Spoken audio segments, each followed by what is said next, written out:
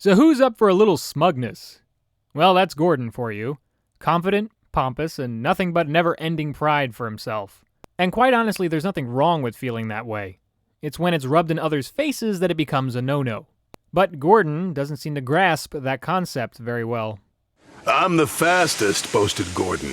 Speed isn't everything, said James smugly. But being reliable and useful is, said Thomas. You slow engines will never understand, snorted Gordon, because you'll never go as fast as me. Everyone has a point there. Of course, Thomas is being the most positive. Not long after that discussion, Top Hat had a pickup job for Thomas. It was to retrieve a jet engine. Specifically for what, though? What on earth does Top Hat need a jet engine for? What, is the island of Sodor becoming so wealthy it's building rockets now? It's going to be the next superpower. Thomas likes making special deliveries for Sir Topham Hatt. It makes him feel special. But secretly, he wished he could go as fast as Gordon. Just once. Thomas arrived at the docks excited to see the jet engine. Holy mackerel, that is ginormous. I really want to know now, what is the jet engine going to be applied to? Does Top Hat have some underground operations going on or something? Also, did anyone hear that motivation Thomas wanted? To go as fast as Gordon? I believe he did that, which was in Thomas and Gordon of Season 1. And from what I remember, he did not enjoy that. Did he forget? Or has he gotten older now to the point of feeling more up to it? So many questions. Hurry up, huffed Thomas. Cranky did not like being told what to do, especially by an engine. He became so cranky that he was careless with his hook. His hook knocked the switch, and the switch started the jet engine. Oh my gosh, you can't be serious. Either Thomas is going to fly like the wind, or he'll rattle apart. This isn't good, but at the same time very exciting. Somehow, I don't think anyone's going to figure out it was Cranky who set it off, though. You can't fingerprint a hook on a handle. Uh-oh, said Cranky. Before he could say anything else, the jet engine was rocketing Thomas up the track. Whoa, said Thomas. The driver tried to put on the brakes, but Thomas couldn't stop. Okay, Baldwin's yell for Thomas was funny. If I were Thomas's driver, I would be holding on for dear life. We've seen runaways in this series before, but this blows away all of them due to the speed and level of impact this could cause if care isn't taken. Certainly Thomas's brakes weren't going to do anything. And neither could the other engines. Forget Edward trying to get involved here. Thomas flew by James and rocketed past Henry.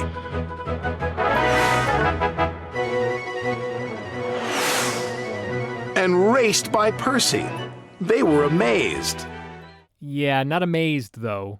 They probably had no idea what the heck was even going on. Good thing Thomas didn't spout out his desire to race Gordon again, otherwise some would think Thomas did this on purpose. And I've never seen the signalmen coordinate so well. Most of the time they're either snoozing or not paying attention. Guess the cocoa break has been banned finally from the work shift. And if that's no shocker, then Gordon was about to see one for real. I am the fastest, said Gordon proudly. Hi, Gordon. Bye, Gordon. Gordon could not believe what he had seen.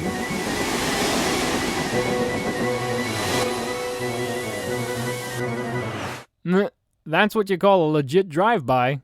Not braking whatsoever. It's all of high and by. Thankfully for Thomas, the jet engine finally ran out of fuel, which allowed him to get back to normal speed. Somehow, I don't think he has any brakes left, though.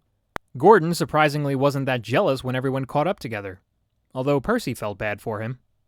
Gordon doesn't have to go as fast as a jet engine. He's a steam engine.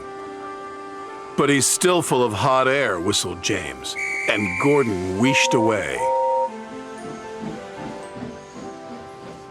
Yeah, James, that's actually not a bad description for Gordon. Yet I feel like he took that reference from his red balloon experience. Even though James himself can be full of hot air. This was an entertaining episode, aside from the few questions that I had. For example, like what on earth does Top Hat need a jet engine for? I still didn't get an answer to that. Or why did Thomas want to go as fast as Gordon when he did already? Not a big problem, though. The way this entry was executed made up for that. The way Thomas flew off and how Baldwin narrated was exciting, as were the scenes where Thomas flew by. The fact that Bertie even dismissed the idea of racing Thomas this time was comical. This scenario was a fun but very close call when it came to runaways. Music and visuals were both spread among the entry. Several stations were seen like Marin, Dryaw, and Lower Tidmouth.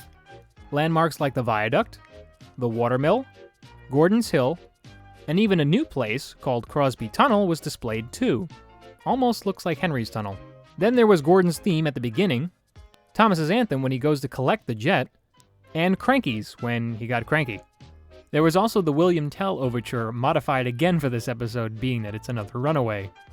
It definitely made the experience much more enjoyable. Next episode is Edward the Very Useful Engine. Thanks for watching.